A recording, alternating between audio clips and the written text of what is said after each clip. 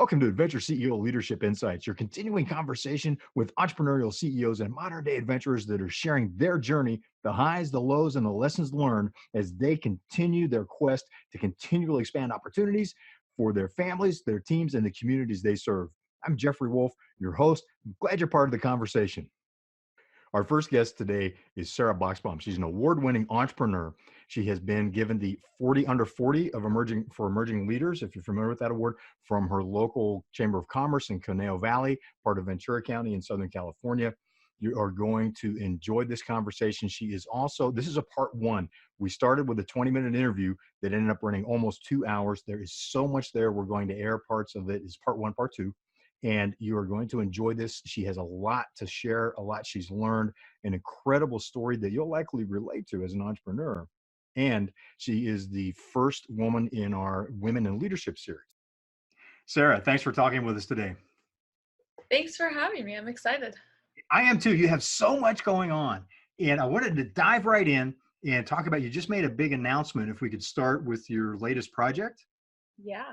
That you have launched. Could you share with our viewers? Yeah. So I just added a hospitality company.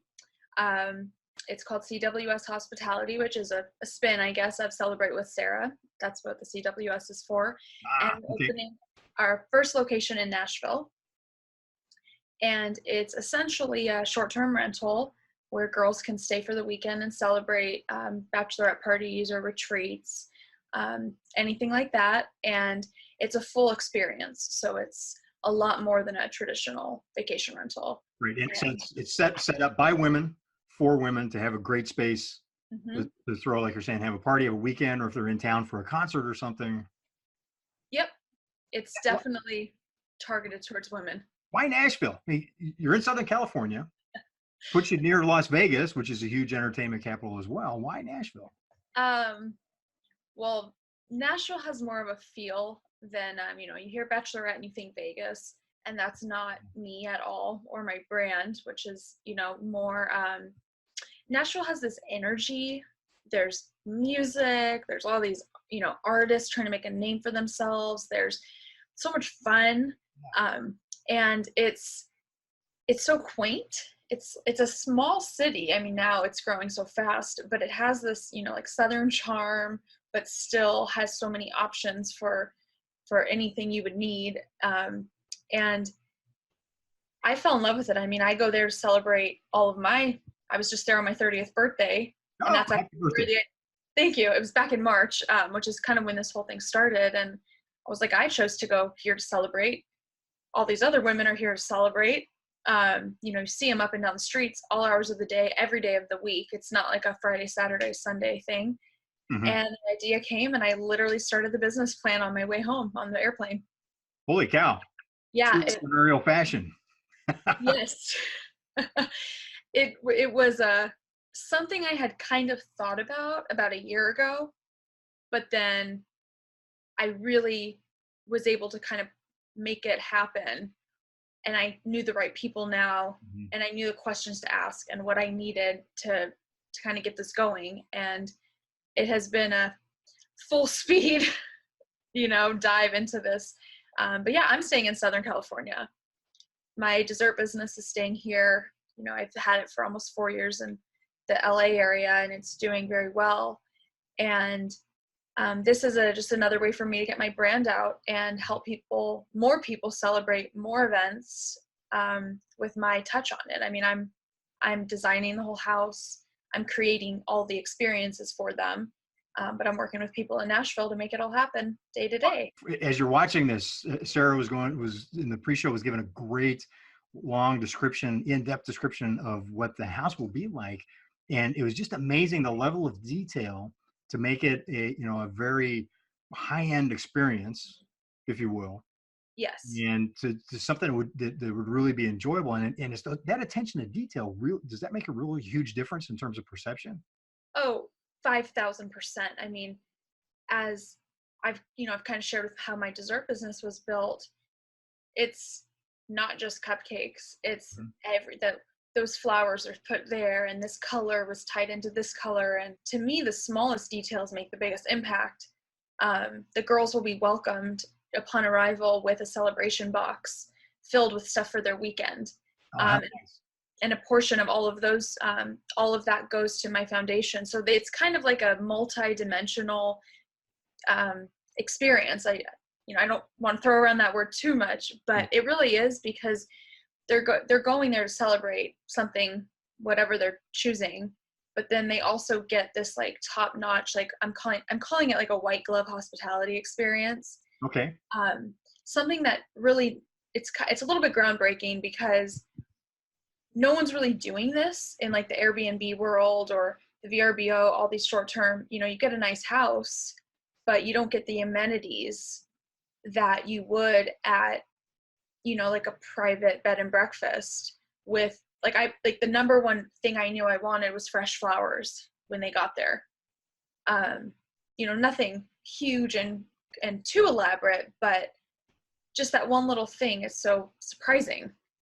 It does make a huge difference. Yes. It does. It's just something as simple as for any house or any living space, just to have fresh flowers from time to time Yeah, makes a huge difference. it really does. I mean, I think back to, there's a lot of things that have kind of played into my life that have led me to all the little things I'm putting into this house, Mm-hmm. which will expand to several houses throughout the country, maybe international, who knows? So this is really your test project. Yeah, so this is kind of like a dessert table on steroids, is how I'm describing it. There will be some elements of dessert and tying in, because that's me. That kind of thing's a ton of Instagram, photo opportunities. There's going to be so much. It is going to be like a So you've got it designed to really connect into people's yes. social media while they're there. Wow. Yeah, and that's Nashville. I don't know if you've been there, but it's such the Millennial word probably is like an Instagrammable city.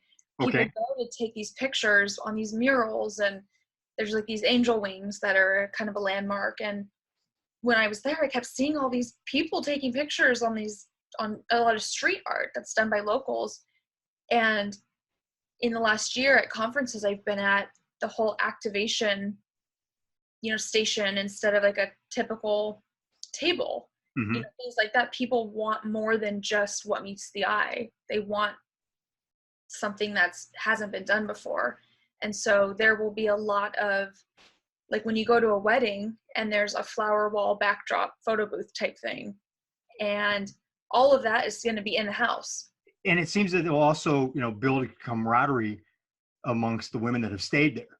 Mm-hmm. They'll start seeing those types of photos pop up on their Instagram accounts, on their social media accounts, and it'll be hey, I know where that's at. I've been there. So yeah, and I'm going to have a guest book. I'm all about inclusive, and I love yes. having people, be part of things.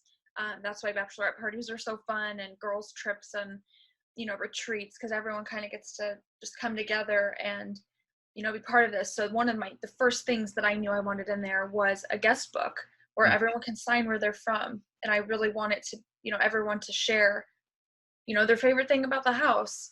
And I can't wait. I have a lot of steps to go, but I can't wait to see everyone celebrating in it. Because in my mind, I already know what it looks like, but I can't wait for everyone else to see that. And it really seems that you have a heart for and take great joy in watching people have that fun. When you create the environment and then see how much that they enjoy it, then that's really something that feeds your enjoyment of what you're doing. Oh, I love it.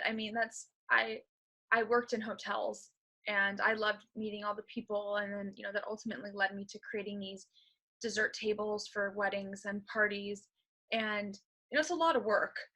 Most people only see the 10% of the exciting part and the beautiful end result, and that's what keeps me going, because it is just a hard industry. Mm-hmm. But when you see how happy you're making people, and some of them, I do mostly weddings, it's like the happiest day of their life, and to know that I've been part of that and created this memory for them is so cool. And now with having houses that I don't physically, since it turns out you can't clone yourself.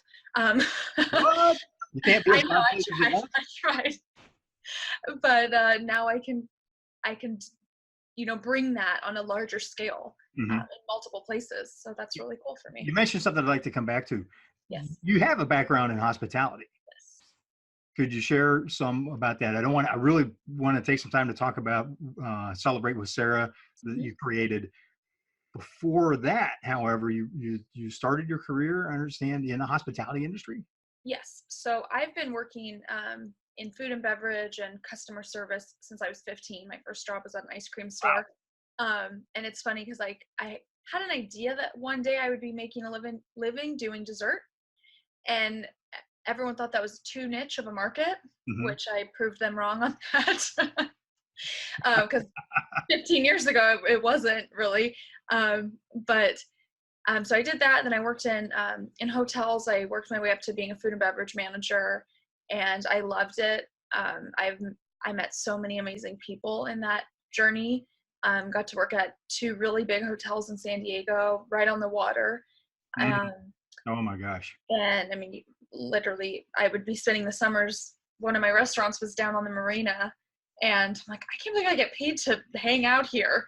I mean, it was hard, but it was that's kind of, I think, when it really clicked with me that there's so many things that make things stand out for people. The view, the feeling, everything kind of, that's when my brain started kind of like working towards thinking about that. And then I ended up leaving the hotel for, at the time, a really good opportunity. Before you move on from the Yeah. hotel, Yeah. something that we want to make sure we don't skip over. Yes. You're being very modest in terms of what you did in the hotel industry, because at what many would consider a very young age, Yes. you moved into management pretty quickly, I was 22. established yourself as a very effective leader. Yeah, I was 22. I went to school for business. I knew I wanted to do something and not work for somebody else. But I knew I had to learn how to do that. And I wanted to learn that. And this is not any negative way, but I wanted to kind of learn that on someone else's dime and work in corporate and learn how to be a manager and work with a team and build a team that trusts you and likes you. And I just so happens I did that when I was 22. I was the youngest person. I managed, I think, at one point 55 people. They were all older than me for the most part. So 22 years of age, you're pretty much the youngest person on the team. You have 55 people working for you in an area that, while it's beautiful to be down by the waterfront, that's also very competitive in hospitality, and you have a lot of travelers, so not always the easiest No, customers to work with. no. I mean, and My gosh. when you're the manager, you really only deal with the negative side of things. I mean, yeah, I had to, work with my team and kind of make sure everything was running smoothly. But most of the stuff that you dealt with was, how to cut cost, how to make sure every customer's happy, deal with the complaints, deal with, all the logistical side of things. And it taught me so much. Um, and I ended up managing the people who trained me to be a waitress, Wow. really. And Really? I say it lightly now. At the time, it was very challenging because I had Yeah. to prove myself. These people are like, you're 22. Like, what do you know about running a multi-million-dollar restaurant? And honestly, I didn't really know that much. So But yeah, just real quick, I want to make sure we don't miss that.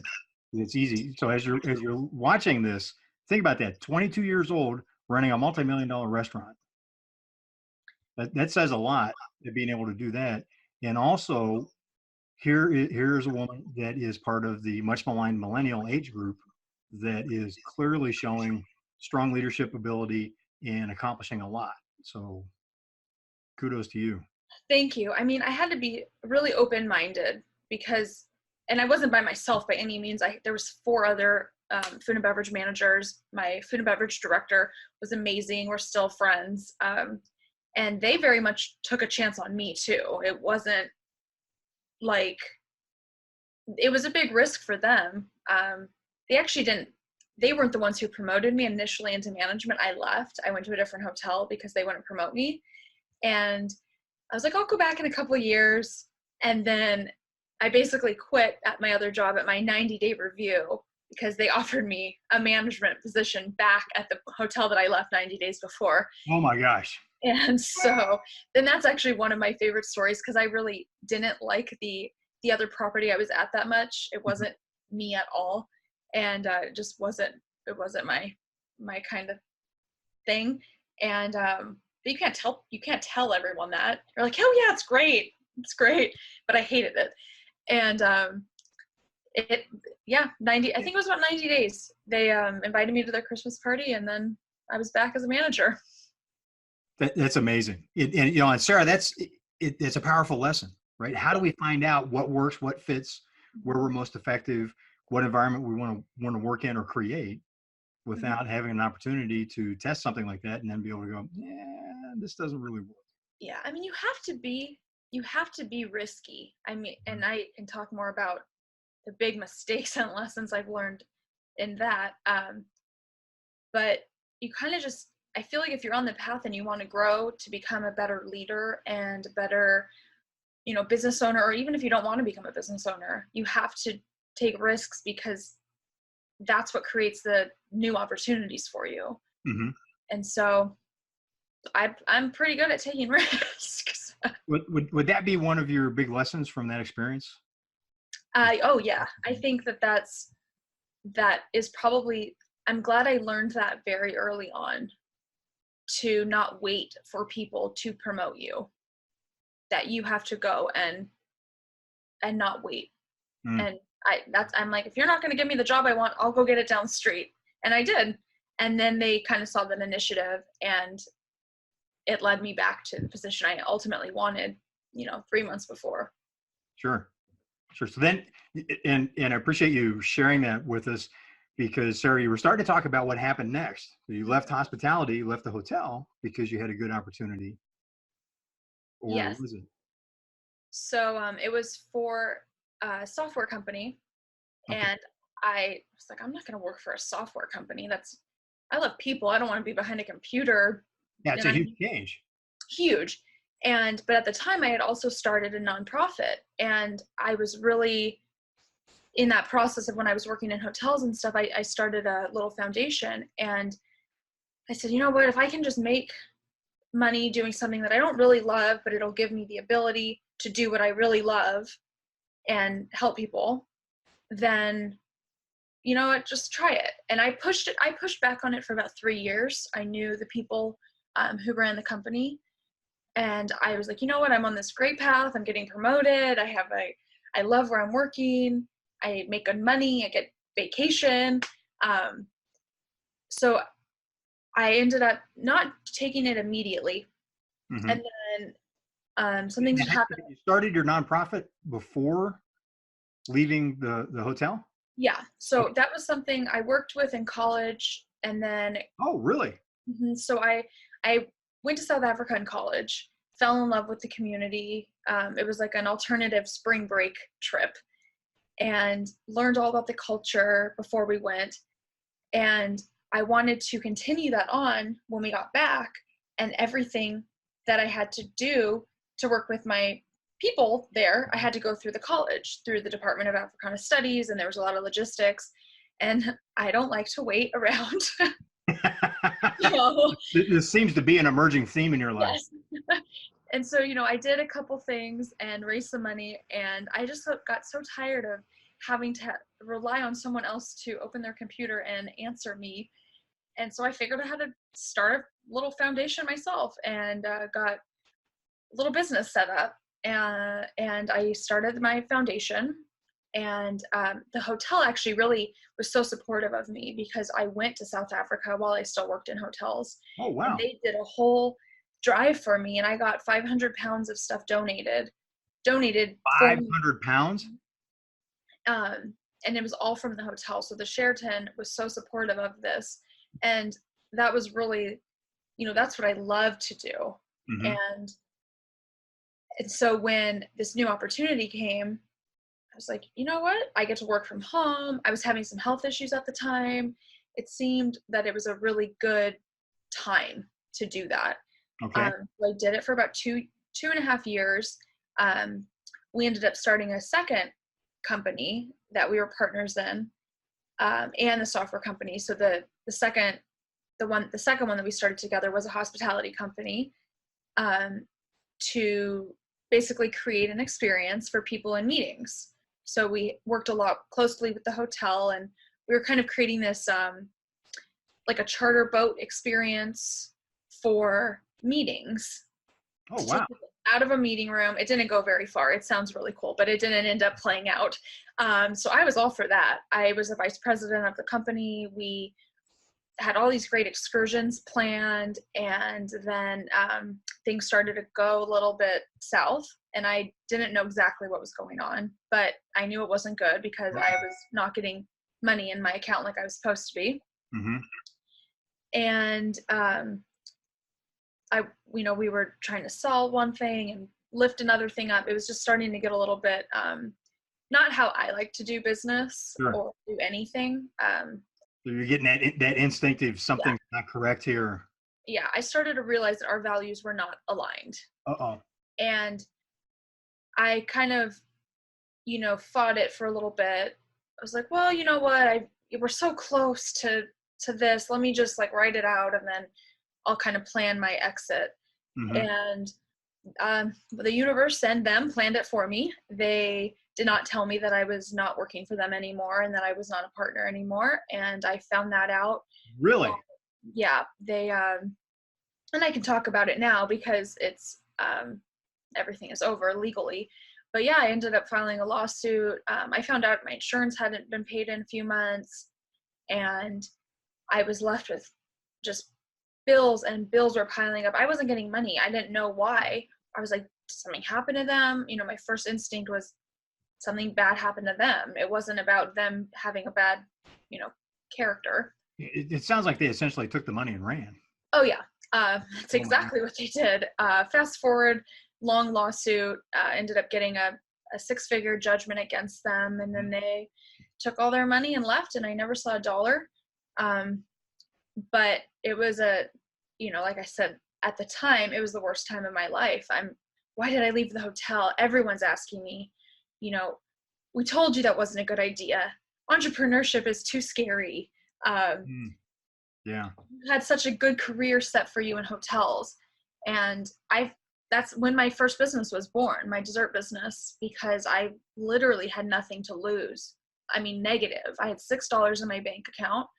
I had thousands of dollars on credit cards that weren't my bills. Wait a minute. Let me make sure I understand this. You're 22. You're managing multi-million-dollar restaurant. You have this great career in the hotel industry. You leave that, go to work for a software startup that does well. Yep. Shortly after that, finding you in your mid-20s or so? Yeah, I was about 25, I think. So you're mid to late 20s. Now you have this new job at the software startup that's going well, plus you're part owner in a company and an executive there. Mm-hmm. That starts to go sideways. You end up falling hard, if I may. Very hard. Basically getting conned in a sense. Oh, 100%. You end up with $6 in your pocket, thousands of dollars worth of debt, and you launch another company? Yeah, so oh my gosh. That's an amazing arc, and it puts a very big point on your determination. I had kind of planned eventually having some sort of dessert business. I knew I wanted to break into the food and beverage world on my own. I didn't think I would be doing it then. I thought, work for a couple years, get some money saved, try to maybe buy a house, or, have a decent amount in savings when you start a business. This wasn't like an overnight thing. My background's in business. I was the person in, third grade, everyone said I want to be a dancer. And I said, I want to own a dance studio. This wasn't like an overnight, I want to be an entrepreneur, and so and I researched these people. The software actually wasn't a startup. They had been established. They had a $5 million contract with Starwood. I mean, I was very convinced that this was a good established business, and it was people who knew how to develop businesses and sell them. And I really ended up, ultimately what drew me was I want to learn how to build a business and sell it. And that whole process, kind of like cradle to grave in the business world. And so, I'm sitting here with no money. Just depressed as you can imagine. It's right around the holidays. I find out I have no health insurance. I have no money. I'm sick. how could someone do this to me who I trusted and who I knew for so many years, who knew what they were taking me away from in the hotel world. These were my customers that, I had known for years. They'd seen me get promoted. So I was more upset about, not so much about the money as I was about how bad people can be. Yeah. And it was a really hard thing to kind of process, because I feel like I'm a good person and I could never even dream of doing something like that with somebody on that level. And it's just, it goes to show you the power that one person can really change someone's life. But I would write them a thank you letter today and tell them that it was the best thing that happened to me, even though I would rather send them my judgment and get the money back. But that's okay. I'll get it back tenfold, and I know it. So But that's very powerful to be at this point in your life where you've gotten through the experience and you've actually turned it into a positive. It took a long time. I kind of let it go, because in the middle of all this, I built this dessert business and people were hiring me and I was making money and I was getting my debt paid off and I was getting. So you built Celebrate with Sarah while you had all of this litigation and everything that was going on around the failure of that company and what had happened with the money. Yeah. Oh, I had some of the biggest highs and lows in one day. Like, one of my favorite stories, kind of in a weird way, is I was, making cupcakes for the Backstreet Boys one day. I'm getting all this, like, it was great. I was getting featured in things. And then the next day I would have to go and have a deposition and face these people who were the most terrible people. It was such a weird thing with timing, because, one day I would just be on the floor sobbing. And because all of the money I made for the first 2 years of my business all went back to pay off debt that wasn't really mine. And that's really hard, to be working so hard and you're not really seeing any of it because of the mistakes that you made in your past. And it was really hard for me to process that. I almost gave up on my business and went back to hotels because, I'm like, how will I ever get out of this? I didn't think I could. There were days that I did not think I could get out of that mess. And, on the outside, people think I'm growing this amazing business, which I was, but they didn't know everything else that was happening, that I'm dealing with this lawsuit. And then they tried taking down my dessert business, which had nothing to do with what the lawsuit was about. Really? And just bashing me and trying to, say things about that. And, luckily I had a lawyer who was like, come on, guys, this isn't what this is. This isn't the issue at hand. So they're not winning. You've got this drama that they're continuing to perpetuate, and now they're trying to go after other areas of your life. Yeah, that I had spent so much tenacity to build. Yeah. Because, like I said, literally one day I'd be booking the biggest table that I'd ever, the biggest event, the most beautiful wedding. And then the next day I'm going to court. And all that money that I made the night before was going to pay off a credit card bill for something that wasn't mine. It was stuff that was all supposed to be reimbursed for me through the business. And all that got left on me. And it made me not want to work with anybody. And it was a huge time, thing, because I built this business and I didn't want anyone to give me advice. I trusted nobody. I literally, you feel like the rug's pulled underneath, times 10. And so when I realized that I'm actually hurting myself by not allowing the good people to be part of my journey, that was a big transformation for me. Was there a specific event or? Yes. So really drove that transition? Well, eWomen Network, they found me and offered me this award for being an emerging leader in my community and a, business person and all this stuff. And I was like, sure, I've never heard of these people. What the heck? So I ended up, kind of going along for that journey, which was amazing. eWomen Network has been so amazing to me.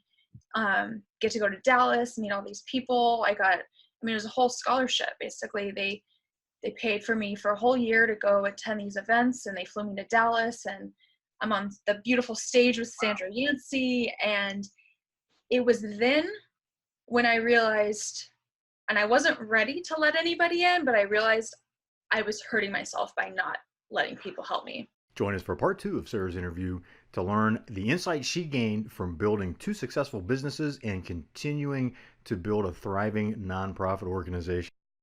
Our next interview is unique because we did this live after a 2-day seminar, being on the training mat for 2 days with retired Navy SEAL Dom Razo, founder of Dynamis Alliance, and his team, as well as Brian Rauchbach, CEO and founder of Elite Training Center, who hosted the seminar, made it available. These are 2 incredible individuals. You'll enjoy the conversation with Dom and Brian. Also, bear in mind, this was shot right after we just finished the 2nd day of training. I got to tell you, I was bruised, tired, exhausted, and had loved every second of it. It was an honor to work with both these gentlemen. You're going to enjoy this interview. Tonight, we're doing a success interview at Elite Training Center with Brian Rauchbach, president and founder of Elite Training Center, and also with Dom Razo, former Navy SEAL, founder of Dynamis Alliance. Thank you so much for your service. And Brian, thank you for what you do with Red Shirt Fridays here at the training center to contribute to the Spec Ops Fund. So here's 2 people contributing a major way to the country, to those that have served, after serving and still giving back, and finding ways to give back. What we want to do is just real quickly, can you tell us a little bit about Dynamis? Yeah, absolutely. So obviously my company was born out of all the experience that I had in the military, trying to translate that to how do I communicate that to the population. And yeah, we have an effect when we go overseas, but understanding that the core of our country needs to be refined and improved and built as much as possible, right? So how can I take those skills and give back? How can I take those skills and communicate with the 17-year-old girl getting ready to go to college, the wife, the family member? That's where our passion is. We want to make people better. Everything from changing mindset and improving mindset to giving you the right training and capabilities to equipping you with the proper gear to do that, and then applying it throughout life scenarios. We are a company based around giving you the tools and solutions to deal with modern day threats, period. And also, obviously, like our website says, is that we lead the modern day warrior. Our team is structured around leading the people that take personal accountability, that love this country, that want to see good things for the future, and bettering themselves, period. That is an awesome mission. Now, Brian, that ties into your mission here with the Elite Training Center. You provide a broad range of self-defense training here. And could you tell us some more about Elite Training Center and the mission that you envisioned for the center? Yeah, originally the center opened up after 9/11. I worked with one of the counterterrorist unit personnel that I knew to open up the school, to bring their version of counterterrorism to civilians. We opened up in the area of the South Bay that was kind of opposed to it at the time. So we had to kind of, progress into something else so we can slowly teach people how to do that instead of be very aggressive with and give it time to kind of give people the right message of what they needed to do and how they needed to do it. But it grew into more of a family environment, but still with the environment, the idea of giving people the best experience they can and also the best information that we can find.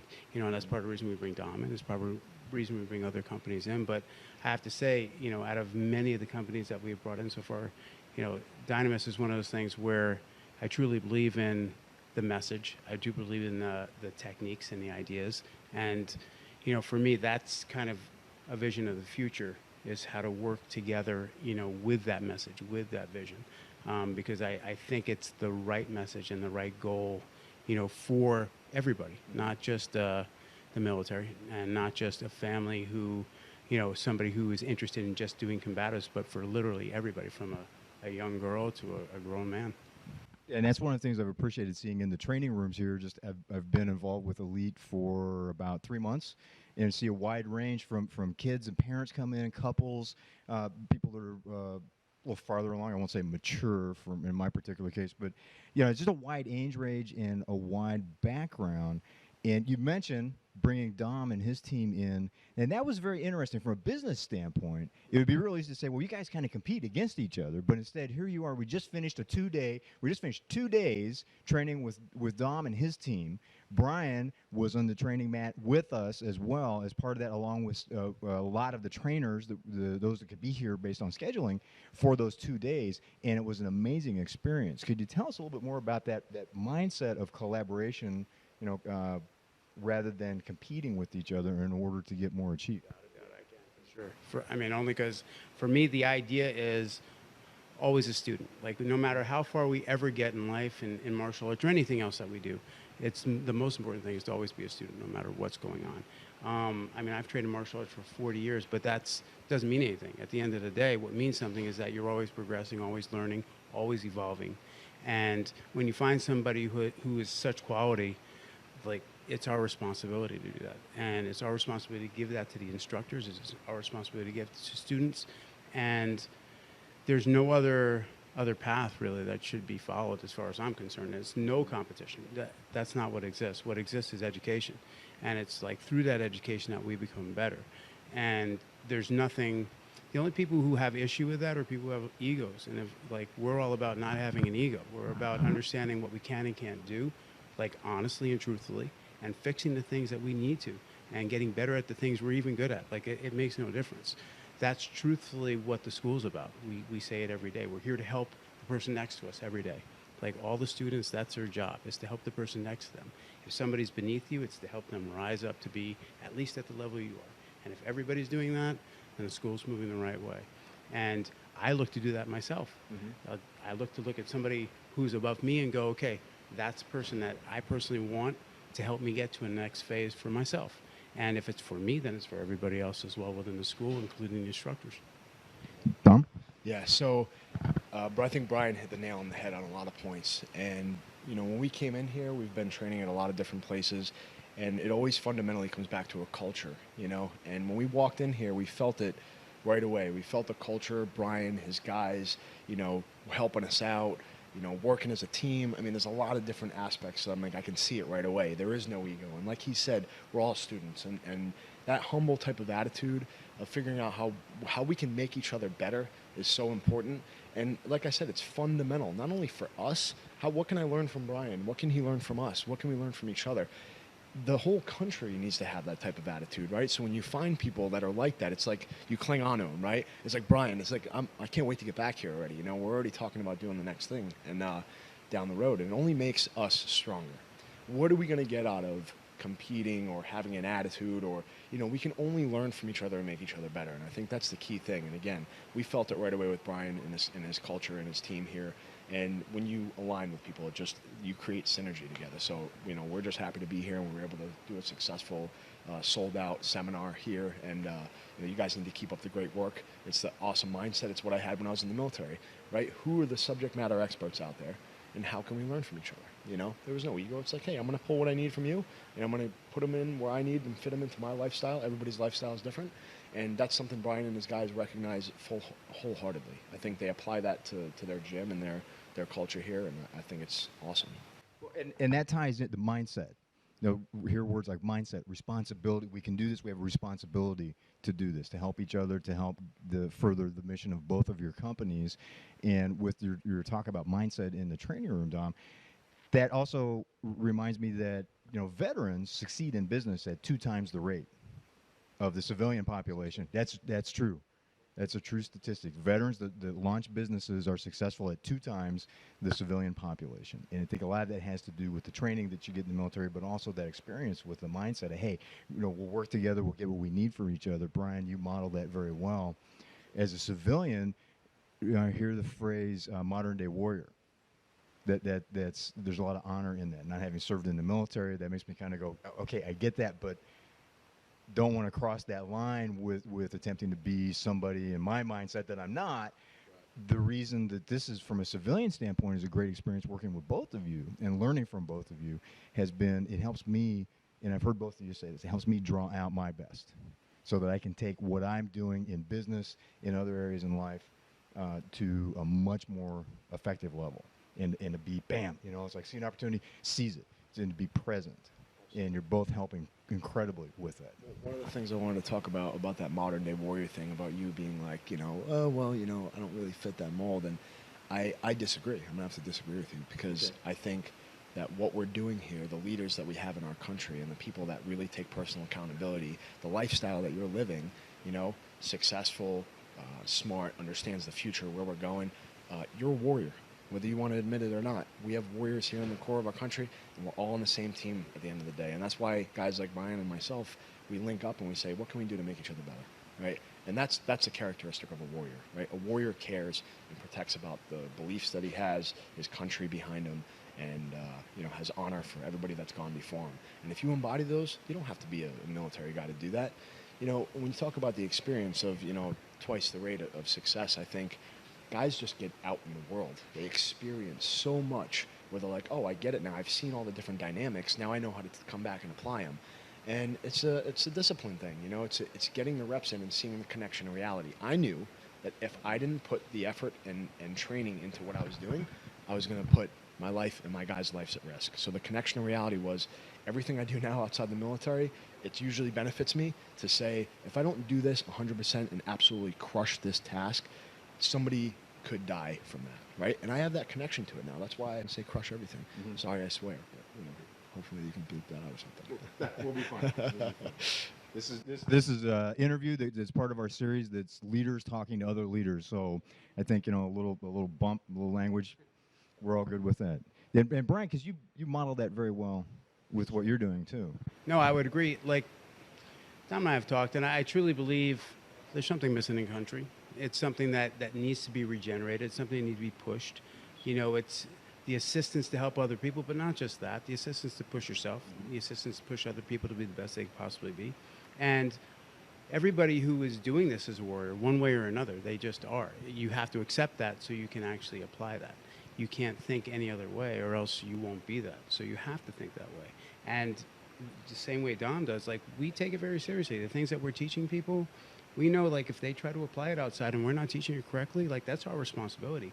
We've taught them incorrectly and they can get injured, they can get killed. And that's something very serious. And we agree, like, that is something that we cannot do. So that's why we always try to evolve and do something better than we're doing already. And always looking for the next step, always looking for, you guys to have the best information we possibly can. And just one last question. I know we ran late with here's the heart that both of these men have. We ran late with the training, and they said, hey, you know what? Here's where we said we would stop. Is it okay? Does anybody have a hard stop because they have to fly back out of town? And those that did went to front of line with some of the exercises that we were doing. The rest of us stayed back and got more. And then they agreed to stay even later after. One of the things I look at events, there's a lot of seminars and boot camps and whatnot, is when it's over, do people kind of flee to head out, or do they stay? And here we had a whole bunch of people wanting to stop, talk with each other, they're connecting with each other, as well as talking with Dom and his team, Brian and his team, and then helping clean up, which is a great discipline. So there's a great heart of service that shows in both of your teams and the people that are then attracted to you, right? We attract what we are, not what we want. And to see the people that both of you attract, that's how I knew I was in the right place when I first came to Elite to train, and then with this weekend, saw that again with Dom and your team and the people that you brought. So to see people fly from across the country to spend 2 days here in Redondo because you're doing a 2-day training and Brian was making the center available, that's awesome. That's totally awesome. So I've been involved in martial arts for 40 years. Like, I've been doing it since I was 5, and I don't bring just anybody into the school. I don't. It's not. It would be a poor business decision, let alone something for the students. That's not a business decision. Mm-hmm. Something that, like, I truthfully take very seriously. And honestly, I chased Dom down. Like, I went after it because I truly believe in what Dom's doing. I believe in the system. I believe in the mindset. I believe in the person. And through that, his team as well. Every one of his team, you saw what they went through today. Like, going through all those people nonstop. Like, that's something that not many people do. Mm-hmm. And it shows, like, the individual, and it shows the group. It shows each and everything that's happening. And it shows a team of people. And, within this school as well as in life, like, the team and the group of people you have around you, like, speaks for who you are. And it's truthfully very important that you create a strong team and that you represent it correctly every day. And you don't lie about it, and you don't try to pretend that you're something you're not, and you actually, like, follow through what you're going to say.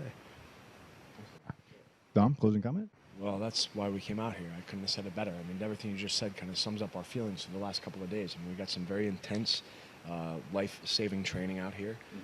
Everybody recognizes it. Like you said, we stayed an hour plus over, and everybody was here. Nobody wanted to leave. And at the end, it's like champions and leaders and people and warriors that get it.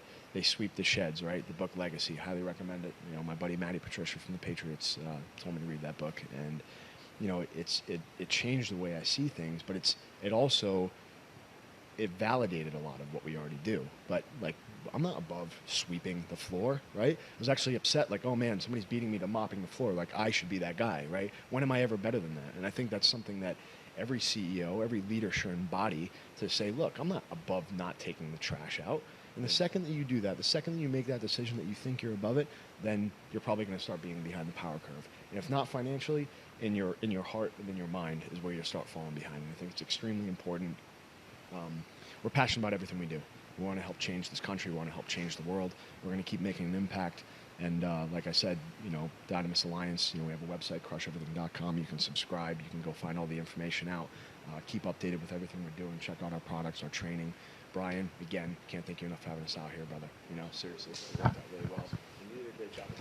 Thank you so much. I appreciate that. And Brian, where can we find you on the web? elitetrainingcenter.net. Just feel free to look us up. Awesome. Thank you so much. Appreciate your time, both of you. It was an awesome weekend. Thank you.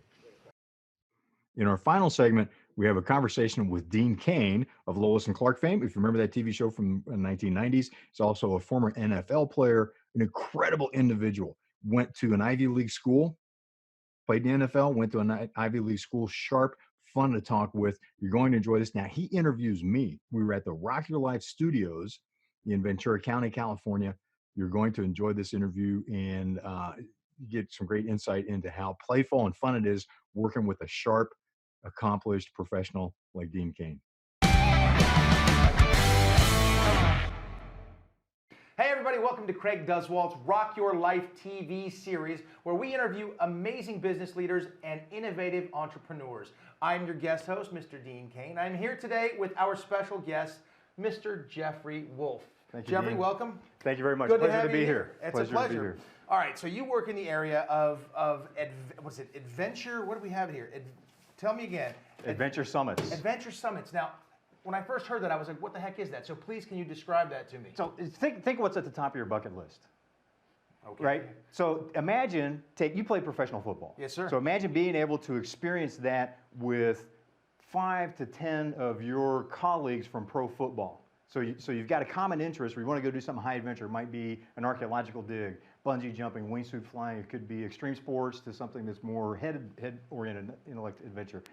And you get to experience that while talking about business, and also having someone who's built a business 10 to 100 times the size of what you have done as part of that experience. So it's a chance to play big, think out of the box, because we're out of the box, and keep the conversation at a level that's consistent for being able to move the ball forward. So it's really a transformational experience. Well, I did a show way back in the day called Off Camera, and one of the things I did was take people out of their comfort zone, in a sense. So if they're actors, we'd get them doing the things they like to do. So that's sort of the same way. Yes. And I would say if you played basketball with somebody, you learn what kind of character they have and what sort of things they do. Is that sort of the same feel if it's bungee jumping? Exactly. Exactly, and it's about being able to, when you're bungee jumping, it's a life-changing experience. It's a life-threatening experience. Yes, and you think so it thinks differently. It comes back to first time I went whitewater rafting, we got in trouble because we were doing something we weren't supposed to be doing, playing, as we were entering a Class 5 rapid. That's a big one. That's a big one. So that's the biggest. Yes. That's on a scale of 1 to 6, 6 always being fatal. Yes. And so, but that night we're on this mountaintop under the stars, barbecuing, a couple of adult beverages, and the conversation that we had, what seemed possible at the end of the day versus the beginning of the day, completely different. So we leveraged that effect on going, how do we continually expand opportunities? How do we create bigger legacies, have a bigger impact on the world around us? But first, seeding that with getting in a different mindset. And you call that an adventure summit? An adventure summit, because it's a small group. It's a small group. We don't want to have, if you think of dinners, we don't want more than 2 table rounds. So we got the possibility for having deep dive conversations, plus a couple of we call them celebrity CEOs that have achieved a lot more, so they can share that experience. Like, someone who, for example, might that be? The celebrity CEO, like a Mark Cuban, or I mean, well, he's you could have a pretty Mark big celebrity, Cuban. Someone like a Jerry Feingold, who you may not know, not a household name, but he ran JBL Loudspeaker as part of Harman Kardon Industries. And so he had a lot of knowledge from playing at that level. He's done a lot of international consulting. So he's worked billion-dollar companies. We mix him with people that have built $10 to $50 million companies. So these are guys that you work with, people that you work in your own companies that get together and will have this experience and then bond together. Yes. Essentially, what is it that made you come up with this? What made that happen? I like to play. Fair enough. And at the same time, I was fortunate enough to have a relationship with my father that he always had me draw lessons from life's experiences. Valuable. And so it's Good play dad. big, draw the lessons from it, and to live in a state of mastery. So from learning things like that whitewater rafting experience is going, you know what, there's a lot of people that want to play. They put it off till the end. In college, I came home from being out with my study group. We studied, we went out, shot pool, came home late. My mother had tragically passed away from a sudden heart attack. I'm sorry. And I watched, thank you, it was long, but I watched what happened with my parents in their generation. There's comments like, you know, you plan it all towards the end. Even though some of their friends were entrepreneurs, they didn't go that route. And I was going, you know what, we need to play bigger along the way to enjoy it more. Yes. Because tomorrow's not guaranteed. What's the saying? Life is what happens while you're waiting for everything else to Yes. happen? Yes. That's pretty fair. So you kind of seize the day with this, which is pretty cool. So how long have you been doing this? How did you make your first sale? Give me some information here. We started this 3 years ago, and it was a result of being at a mastermind group. I'm involved in a couple masterminds, and I got my ears pinned back with a question of, look, what do you really want to do? I have a training and consulting background. It's like, you know what, I would love to host a group of CEOs at Machu Picchu for a week-long strategic planning retreat. Wow. And the response I got from the room was strong enough that by the time I got out of the chair, we had the business started. And the leader of Larry Broughton, who was the leader of that mastermind, and Craig Duswalt's been a huge help, said, here, go do this. This is Craig Duswalt. This is Craig Duswalt. Rock Your Life TV series. So when you say Craig, it's big for us. Yes, well, and it's been big for me too. He's had a huge impact on my life and in my business in terms of being a very highly valued advisor and mentor. Now here's a question for you. So this sounds like a very unique situation. Yes. So are there a lot of competitors out there for you? People you have to brawl with for this? There is. And there's always competition. Right, because if nothing else, people deciding to not do anything is competition in a form. So we've got a lot of competitors. Yeah. We put things together in a unique package you can't get anywhere else because of the mix of the pieces. You can get the pieces someplace else. You can't get the whole package with us. Plus, no one can replicate the relationships that we have and that we bring to the table for people. Well, that makes it pretty special. Now, let's see. There's a couple questions here that there's these biggest and smallest questions. I never like them the most. I always say like more or less like, have you made a lot of mistakes along the way, or has it just been roses the entire time? Oh no, it's just been nothing but unicorn and rainbows. Oh, perfect. That's perfect. That's exactly how it's supposed to go. If only, right? If only life worked that way. Well, you know what? If it went that way, everybody would be doing it. Yeah, That's just not the way it works. There's been a lot of mistakes along the way, and one of my challenges is to learn faster from those and apply the lesson. Because that was something that I had been coached on. It's like, look, no matter what happens, if you learn lessons from it, incorporate that into my life, into my business, then on the long run, those mistakes are actually assets. That's the way to do it. Learn from your mistakes. I agree. All right, any particular piece of advice that you've ever gotten in your lifetime that sticks with you? I, as a parent, try to give my son fantastic advice. I think some things have stuck with him. My dad's given me great advice, and a lot of it deals with persistence. Yes. What do you have any particular piece of advice that you've gotten? Does it apply today? Certainly for my dad, I got persistence as well. Something else that he taught me that I've really, the older I get, the more I focus on it. It's if you laugh, everybody laughs with you. If you cry, you're crying along. Fair enough. And it is to, how do I do that? How do I bring playfulness, laughter into what I'm doing to people around me so that when we've had an interaction, I want them to walk away feeling better. And it's just awesome to be able to do that with people. Now, how big are the groups that you have? They tend to be big groups, small? I mean, you said there's 2 table works. Is that 7 to 12. Yeah. 7 to 12. 7 to 12. And you talk about Machu Picchu, and we were talking before about not IndyCar racing, but something similar to that. I mean, they're all adventure summits. I mean, it's adventure. Yes. So going to a professional race track like Indy or something like that, and being able to spend time not just in the pits, but talking to the team owners, the top drivers in the world, the top managers, to see how do they think about things. Because like in pro sports, that's different from, I played football in high school. I know that's different than playing pro football. It's different, my friend. Right? Yeah. So I mean, the capability's different. At the same time, how you think and talk about it's different as well. So it's being able to talk to other people that have achieved a lot and go, okay, how are they thinking about stuff? Well, let's have that conversation. How's it talked about? What can we learn from that? And then take that back in our businesses. Because CEO also stands for continually expanding opportunities. Entrepreneurs are a powerful force for good in the world in terms of spreading opportunities, giving people an opportunity to provide more for their families, to be able to find out how far can they go, how much runway, as Jack Welch from GE used to talk about, how much runway have they got. We do Adventure CEO to help create more runway for the CEOs that are already achieving a lot. It's like, okay, how can we go exponentially Next farther? level. Yeah. That's pretty cool. It takes them out of the comfort zone and they learn something brand new. Yes. Outstanding. Okay, I want to know how to get in touch with you, but before we do that, there's a little game we like to play on the show, and it's called Rockstar Rapid Response. Are you okay? Are you okay to play this game with us? Yes. Okay, I won't ask you any questions that are untoward. Maybe okay, one good. or two. They want to. So you have to. That's not fun. I'm gonna fire them at you. One word answers from you. Yes. All right. And if I laugh at you, don't take it personally. I will, but that's fine. All right. It's all good. So we're gonna learn a little about you here. What is who is your favorite band? I don't have one. None. Okay, that's terrible. Your favorite song? Traveling Man by Bob Seger. Okay, you might like Bob Seger. Favorite movie? 300. Ooh. Morning or night person? Nights. Where would you go? This is a weird question, and be careful with it. Where would you go if you were invisible? Stanford and MIT's labs. Oh, wow. That could be trouble. That could be espionage. Who knows? All right. What is your favorite food? Yes. Yes. Good call. Biggest fear? Not achieving my potential to impact the world around me. I got stuff I need to do, but I don't let that should be a fear for you because I think you're on your way there, my friend. Is there a single word that you love? there is. Adventurer. Adventurer, which is a good reason to put adventure in your company's name. Yes. Any word you hate? Yes. Impossible. Impossible is a very good one to hate. All right, on a scale of 1 to 10, how cool are you? 10 being the highest. 2. Okay. I like and I own it. I just love being a and geek. humbleness. All right, lastly, if you could explain yourself in one word, please do. Adventurous. Adventurous. Absolutely. No more, just adventurous. You don't get to say anymore. I'm kidding. Thank you so much. That's outstanding. So if someone wanted to get in touch with your company, find out how to do this, I want to go on one of these things. Yes. I want to go to Machu Picchu. I want to do some other things. How do we do so? AdventureCEO.com. You can go to our website, AdventureCEO.com, and there's a link to click. You can That's get in pretty touch good. with me. AdventureCEO.com. All right, we'll be right back after this. We're having an adventure. How about you? He closed out the show.